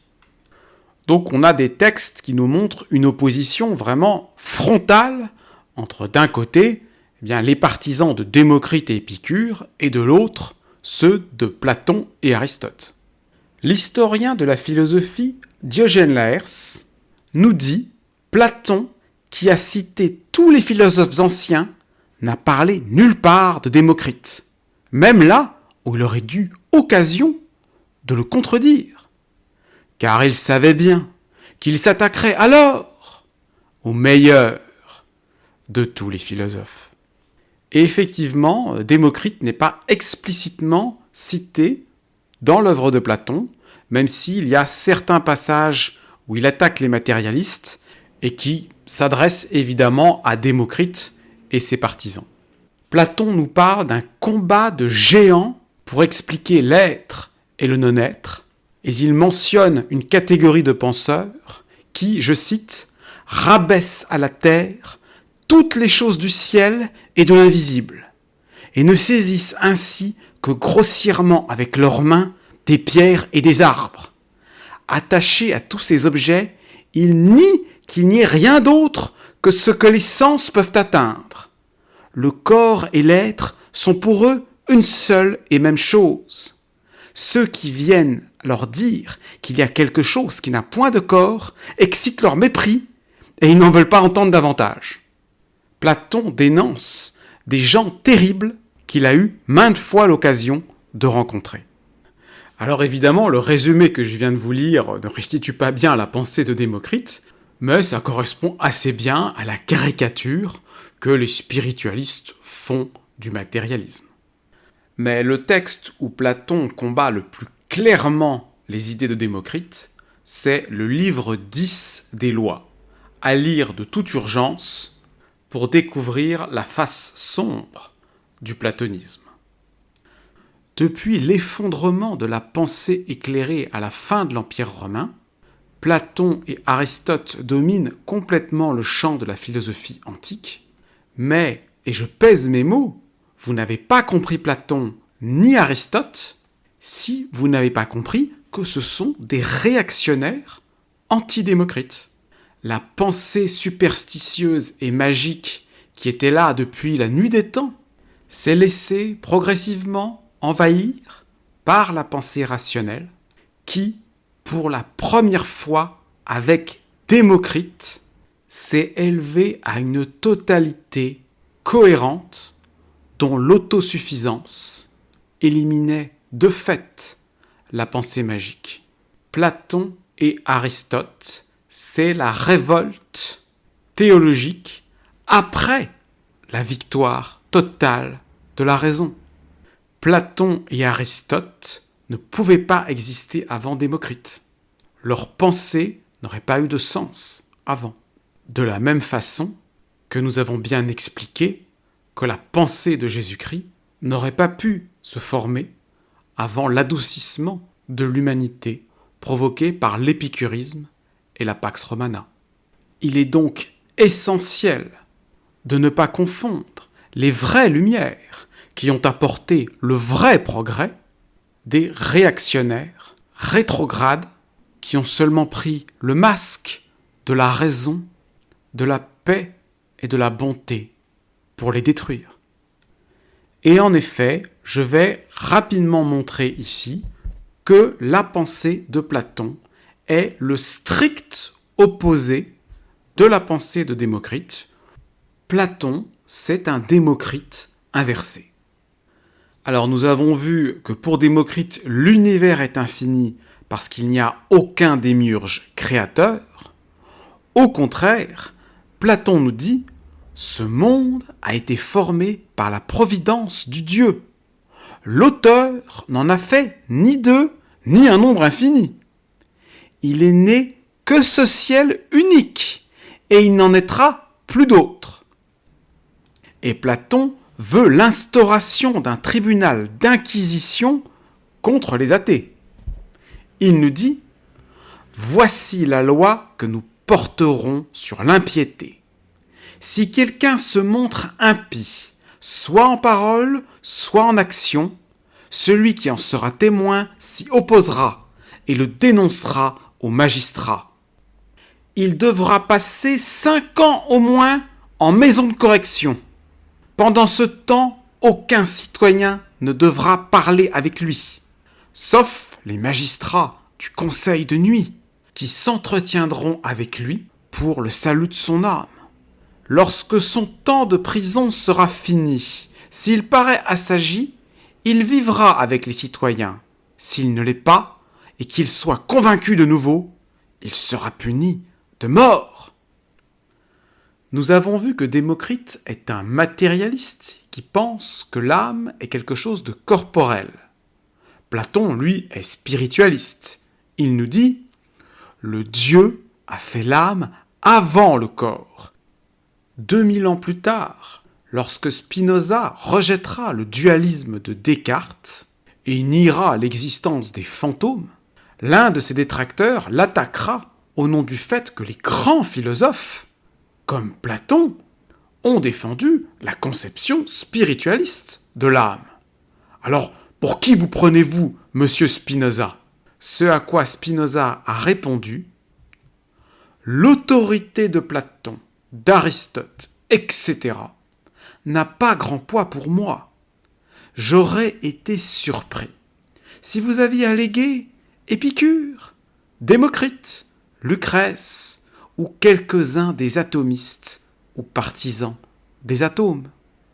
Rien d'étonnant à ce que des hommes qui ont cru aux qualités occultes, aux espèces intentionnelles, aux formes substantielles et 1000 autres fadaises, aient imaginé des spectres et des esprits et accordé créance aux vieilles femmes pour affaiblir l'autorité de Démocrite. Ils enviaient tant son bon renom qu'ils ont brûlé tous les livres si glorieusement publiés par lui. Il est tout à fait intéressant de noter que Spinoza se rangeait lui-même avec Démocrite et Épicure contre Platon et Aristote. Démocrite est un réaliste qui pense que la seule réalité est matérielle, alors que Platon est un spiritualiste qui déréalise et infériorise la matière, rabaissée au rang d'illusion. Platon retourne l'intelligibilité de la nature, constatée par les philosophes avant lui, en un sens spiritualiste. On a vu que Démocrite ne croit pas à la vie après la mort, alors que Platon non seulement y croit, mais il en rêve, il la désire. Il nous dit « La mort est un raccourci qui nous mène au but, séparer l'âme du corps. » Et il se réjouit de ce qu'il va trouver dans l'autre monde. Lucrèce nous raconte que Démocrite, affaibli par le poids de l'âge et sentant ses forces le quitter, alla lui-même offrir sa tête à la mort, tandis que Platon, interdit le suicide. Il ne faut pas se tuer avant que Dieu nous en impose la nécessité. Sinon, on risquerait de déplaire à Dieu et de le fâcher. Bref, Démocrite est un humaniste qui met l'homme, l'individu, au centre des choses, alors que pour Platon, qui est un théologien, c'est Dieu transcendant, qui est le centre des choses. Les dialogues de Platon sont parsemés de petites remarques qui sont typiques des théologiens. Il nous dit « Si Dieu le veut, allons à la grâce de Dieu. Personne ne le sait excepté Dieu. La soumission est juste quand elle s'adresse à Dieu. » Et Platon s'oppose à la fois à l'humanisme de Démocrite, mais également au relativisme de Protagoras, lorsqu'il répond aux deux, Dieu est la vraie mesure de toute chose. Alors, pris isolément, cette formulation n'est pas si choquante que ça, je pourrais même y souscrire. Pour moi, la raison est la mesure de toute chose, oui. Mais pour bien comprendre que la pensée théologique de Platon est un anti-humanisme, il faut bien voir ce que cela signifie pour lui. Platon nous dit « Chacun des êtres animés est un jouet ingénieux sorti de la main des dieux, soit qu'il l'ait composé pour s'amuser, soit qu'ils aient eu quelque dessein sérieux. L'homme n'est qu'une marionnette inventée par Dieu. » Et c'est cette conception théologique qui va justifier tout le totalitarisme platonicien en politique. En théocrate, Platon veut que les hommes soient soumis à la volonté de Dieu et, je cite, qu'ils passent leur vie comme il convient à des êtres qui ne sont guère que des automates. On notera donc au passage que Platon nie la liberté, comme la plupart des théologiens. Je vous renvoie pour cela à ma vidéo contre Jésus-Christ.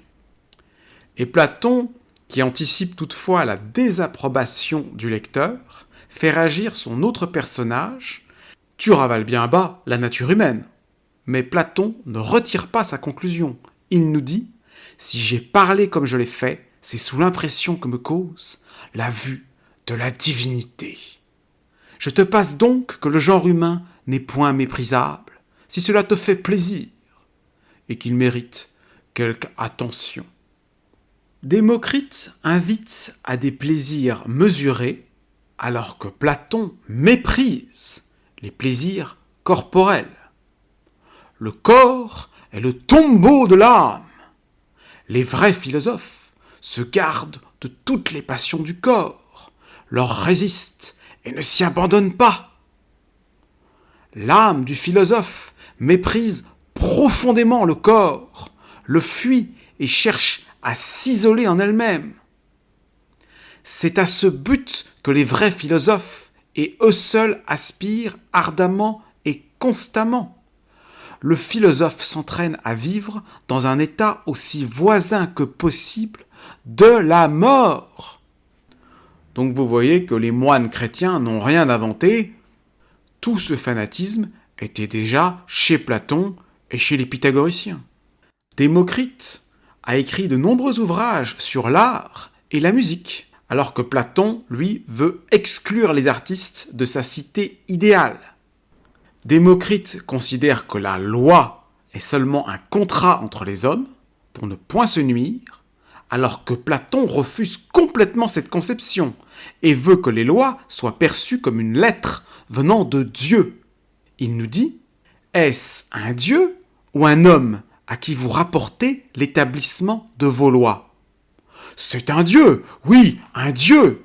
Ce qui est bien pratique et interdit à quiconque de discuter les lois, puisqu'elles viennent de Dieu. Nous avons vu que la morale humaniste de Démocrite cherchait à convaincre du bien, à remporter l'adhésion et la conviction, adoucissant donc les méthodes éducatives sans abaisser les critères d'exigence, alors que Platon veut tout imposer par sa dictature théologico-politique. Il nous dit que la plus belle loi est celle qui défend aux jeunes gens de rechercher ce qu'il y a de bon ou de défectueux dans les lois. Ils doivent s'accorder à dire d'une seule voix et du même cœur que les lois ont été parfaitement conçues, puisque les dieux en sont les auteurs. Et ils ne doivent en aucune façon supporter qu'on en parle autrement devant eux. Il faut moins se glorifier d'avoir bien commandé que d'avoir bien obéi. D'abord aux lois, parce que c'est obéir aux dieux. Nous avons vu que Démocrite invite à faire la justice par amour du bien et non par peur d'une sanction, alors que Platon renonce à l'idée que les hommes puissent faire le bien sans une surveillance permanente.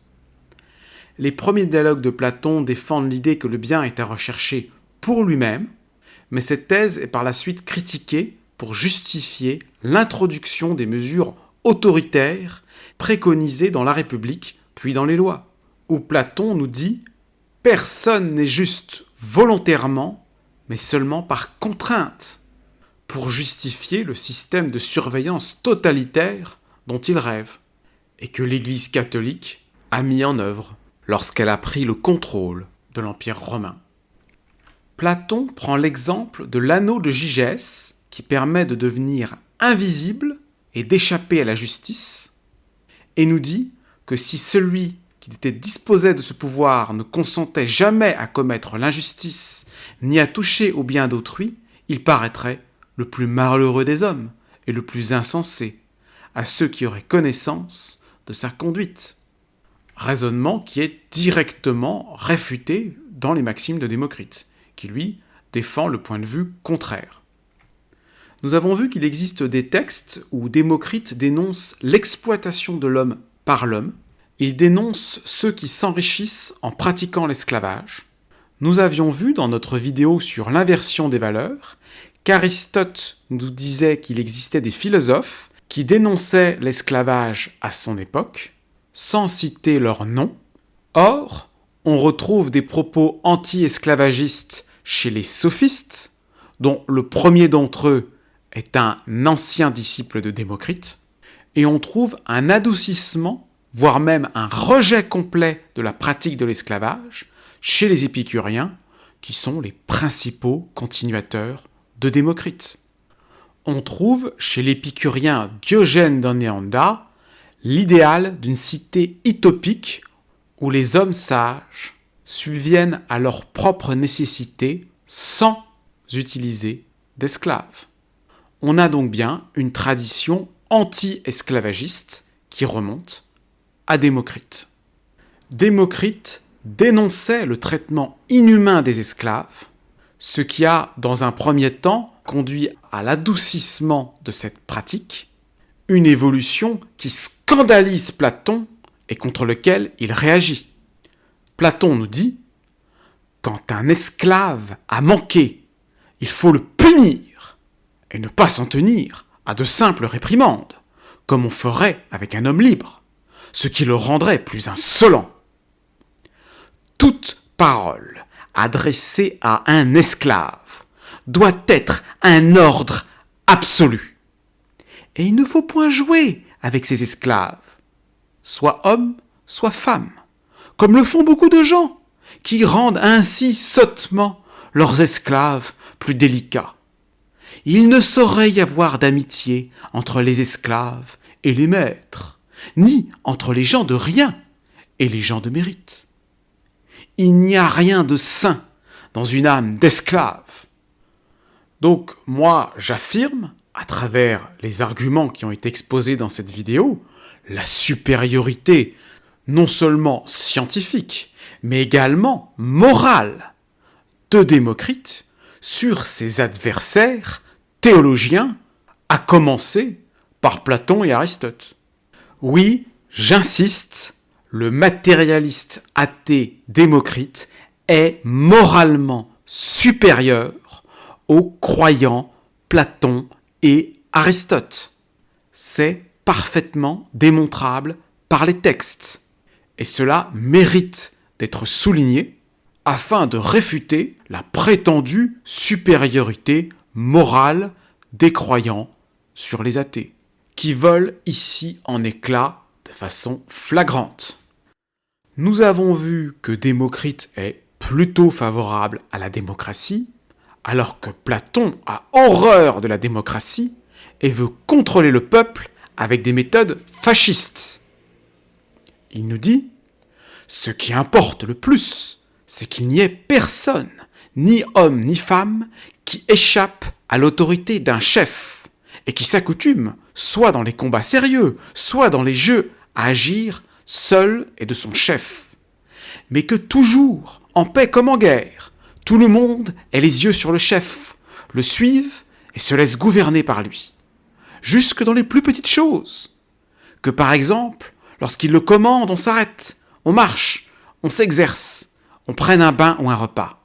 En un mot, qu'on ne prenne pas l'habitude de faire quoi que ce soit seul, en dehors des autres, et qu'on ne cherche pas à connaître et qu'on ne sache absolument rien sans eux, mais qu'on vive tous et toujours, autant que possible, groupés dans une vie commune.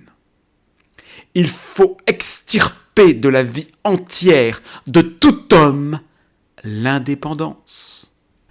Nous avons vu que Démocrite était allé s'enrichir des découvertes des scientifiques des autres civilisations. Il nous dit « Je suis assurément, de tous mes concitoyens, celui qui a le plus voyagé de tous, de par toute la terre, pour m'instruire. J'ai vu quantité de cieux et de contrées, j'ai écouté quantité d'hommes instruits, et nul ne m'a surpassé dans l'art de composer des écrits accompagnés de démonstrations, pas même les géomètres égyptiens. Au contraire, Platon veut une société fermée. Il nous dit qu'il ne soit permis en aucune manière à tout citoyen au-dessous de l'âge de 40 ans de voyager à l'étranger, quelque part que ce soit, et qu'aucun n'ait le droit de voyager à titre privé, mais seulement au nom de l'État, en qualité d'ambassadeur. Après la Seconde Guerre mondiale, pendant la guerre froide, le philosophe des sciences, Karl Popper, écrivit un livre, La Société ouverte et ses ennemis, dans lequel il dénonçait Platon comme un ennemi de la raison. Il disait « Sauf dans le camp totalitaire, l'influence de Platon et d'Aristote sur nos vies s'est, il est vrai, largement dissipée. Alors que si le nom de Démocrite est généralement oublié, sa pensée et sa morale demeurent vivantes parmi nous. » Karl Popper pensait que les événements récents et traumatisants des régimes fascistes qui ont causé la Seconde Guerre mondiale allaient enfin nous amener à ouvrir les yeux sur Platon et la responsabilité du platonisme. Il est proprement irresponsable de continuer d'enseigner Platon comme grand philosophe de l'Occident. Démocrite était adoré, vénéré, admiré par l'élite romaine à l'époque de Jules César. Pour les païens éclairés, le meilleur des philosophes, c'était Démocrite ou Épicure.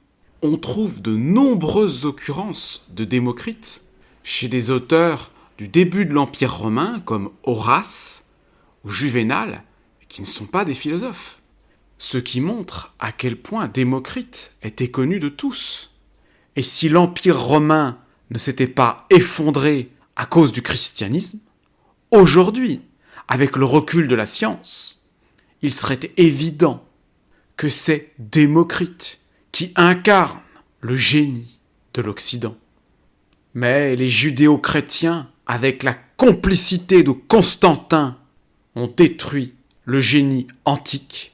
Ils ont brûlé Démocrite et adoré Platon pour saint Augustin, pour Justin de Naplouse, pour Flavius Joseph, bref, pour les théologiens judéo-chrétiens, le grand philosophe, c'est Platon.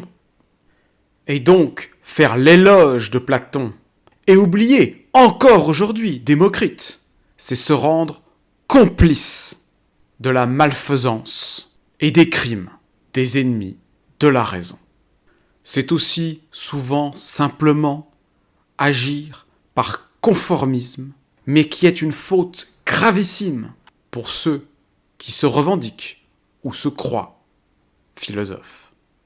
Le professeur de philosophie québécois Georges Leroux avait proposé une comparaison entre la doctrine de Platon et celle des talibans, dans un texte que je vous laisse découvrir. Preuve que même dans le système académique, on peut parfois se montrer courageux. J'ai accusé les chrétiens d'être les pires ennemis de Démocrite, et je vais donc démontrer cette affirmation qui sera sinon largement contestée. Dans le Nouveau Testament, Paul de Tarse nous dit « Prenez garde que personne ne fasse de vous sa proie par la philosophie et par une vaine tromperie, s'appuyant sur la tradition des hommes, sur les rudiments du monde, et non sur Christ. La science enfle, mais la charité édifie. » Je vous renvoie à notre vidéo sur l'inversion des valeurs, où nous avions cité de très nombreux autres textes qui font la démonstration que le christianisme primitif est une révolte contre la raison, contre l'intelligence, contre la sagesse, contre la philosophie. Je sais qu'aujourd'hui, il y a des chrétiens aristotéliciens demi-éclairés qui le nient, mais le point de vue que j'exprime moi ici, c'est le point de vue des païens éclairés. Notre ami, le philosophe Cels, disait au IIe siècle des chrétiens, c'est cette foi aveugle dont ils sont entêtés qui a créé cette faction de Jésus. Et il suffit de lire les chrétiens contemporains pour voir que ces propos ne sont pas du tout exagérés.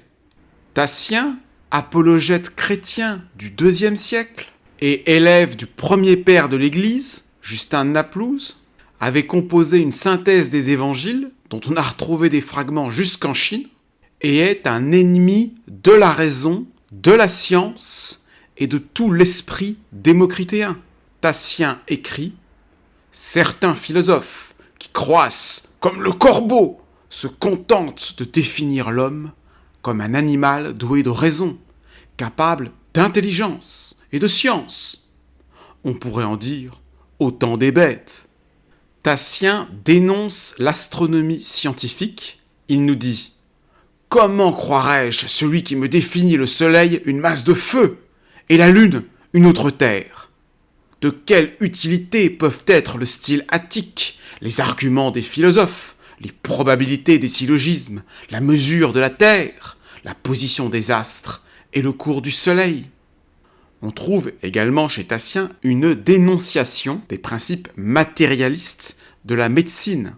Il nous dit « L'art de guérir et tout ce qu'il renferme est encore un artifice des démons !» Selon lui, la matière est le mal, et utiliser la matière pour se guérir, c'est utiliser le mal. Or, poursuit-il, l'homme qui s'est servi de mauvais moyens, dans l'intention de procurer le bien, quoiqu'il ne soit point mauvais lui-même, sera condamné par la justice de Dieu à cause du commerce qu'il a eu avec le mal. Pourquoi, en effet, celui qui a confiance à l'efficacité de la matière ne veut-il pas avoir confiance en Dieu ? Pour quelle raison ne vous adressez-vous pas au Maître Tout-Puissant et aimez-vous mieux vous guérir vous-même, comme le chien, au moyen d'une herbe ? Donc les menaces de mort sont explicites envers ceux qui pratiquent la médecine et l'astronomie. Et Tatien se fait encore plus clair en attaquant directement Démocrite. Démocrite, ce philosophe qui se glorifie, sera livré aux flammes à la fin des temps pour être dévoré. Vous-même, vous souffrirez les mêmes tourments si vous ne cessez vos railleries. Riez donc, vous pleurerez un jour. Oui, c'est ça, le visage du christianisme primitif. Tatien le chrétien est un barbare, arriéré, superstitieux, ennemi du genre humain. Et lorsque ces fanatiques prirent le pouvoir, au IVe siècle, ils mirent leurs menaces à exécution. Et aujourd'hui encore, combien d'irrationalistes sont comme Tatien, tapis dans l'ombre? Et si nous n'y prenons garde, ils nous égorgeront et détruiront à nouveau encore la science, la raison, et pour citer celles, la gloire de la vraie sagesse en ce monde. À ces irrationalistes mystiques complotistes, je réponds que le plus grand complot de tous les temps, c'est le silence et la complaisance envers le judéo-christianisme, dont vous êtes tous, pratiquement tous, coupables ou complices. Oui, l'histoire officielle passe directement de Jules César à Clovis. L'histoire officielle fait l'impasse sur le premier demi-millénaire de l'histoire. Voilà le vrai complot que nous dénonçons. Et voilà pourquoi Démocrite, le meilleur de tous les philosophes, a disparu du champ de la philosophie officielle. Et comment les ennemis de Démocrite sont devenus les seuls philosophes. Si vous nous suivez sur cette chaîne, vous verrez qu'il y a une cohérence dans notre propos et des liens très forts qui unissent les sujets que nous abordons, qui, au final, convergent à l'unité. Nous avons vu dans les vidéos précédentes que Tertullien professait les mêmes menaces que Tatien, et que ces menaces ont été mises en application lorsque les chrétiens ont pris le pouvoir, et ont transformé l'Empire romain en une tyrannie insupportable. Le rejet de la science, c'est la doctrine du christianisme primitif. Tertullien nous dit « Nous n'avons plus besoin de curiosité après Jésus-Christ, ni d'investigation après l'Évangile. » Alors certes, il y a peu de chrétiens aujourd'hui pour se réclamer de Tatien ou de Tertullien, mais si vous lisez Augustin, vous verrez qu'il dit la même chose. Dans la doctrine chrétienne, Augustin nous demande de n'embrasser aucune des sciences qui s'enseignent en dehors de l'Église de Jésus-Christ. Selon lui, les sciences humaines n'offrent que les ténèbres de leurs erreurs et de leurs doutes. Il demande de laisser de côté toutes les connaissances vaines et superflues. Il nous dit qu'il ne voit pas à quoi peuvent servir toutes les sciences profanes. Il dénonce les sciences des infidèles et appelle à se séparer de la société païenne. Et il appelle ouvertement à la spoliation des païens, qui est la politique officielle de l'Empire chrétien à cette époque. Le chrétien doit enlever ses richesses pour les faire servir à la juste cause de la diffusion de l'Évangile. Il doit ravir, autant que possible, les vêtements de prix, c'est-à-dire ces institutions humaines qui répondent aux nécessités de la vie sociale à laquelle nous sommes astreints ici-bas pour les convertir en des usages chrétiens. La science des saintes écritures l'emporte sur toute la science, même utile, réunie dans les livres profanes. Augustin dénonce les savants qui se glorifient et s'élèvent. Il dénonce la science qui éloigne de Dieu et refuse de faire des hommes des victimes sacrificielles pour le Moloch biblique. Malheur à celui qui sait et qui ignore Dieu. Heureux celui qui ignore la science et qui connaît Dieu. N'est-ce pas folie de mettre en doute la supériorité de cet humble croyant sur cet arpenteur du ciel, ce calculateur des étoiles, ce peseur des éléments, qui vous néglige, vous, l'ordonnateur de toutes choses? C'est vanité que de professer les connaissances que l'on possède dans l'ordre naturel. Et cet enfer sur la terre a duré 1000 ans. À la Renaissance, Luther ose encore écrire « La raison est la putain du diable et ne peut rien faire d'autre que blasphémer et profaner tout ce que Dieu dit et fait. La foi et la raison sont ennemis mortels.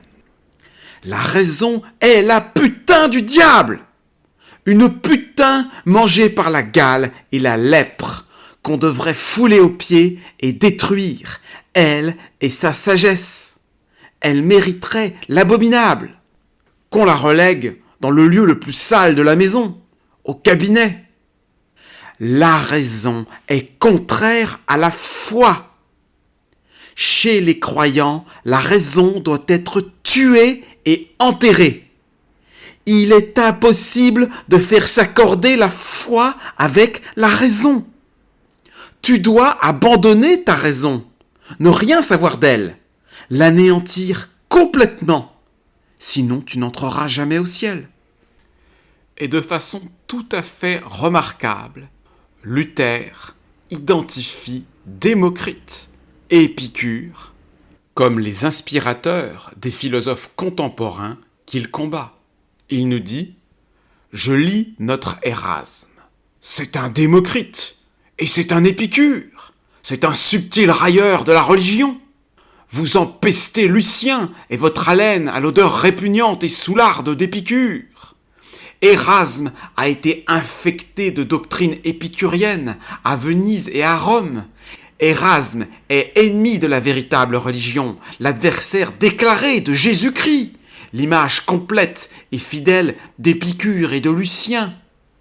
Le fameux Érasme est mort à Bâle, sans prêtre, sans prière, bon pour l'enfer.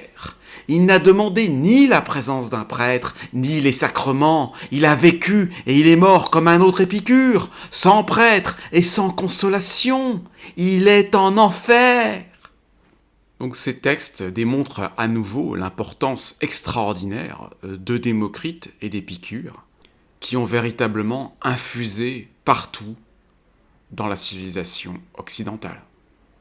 Et ont même continué à influencer bien après que toutes leurs œuvres aient été brûlées.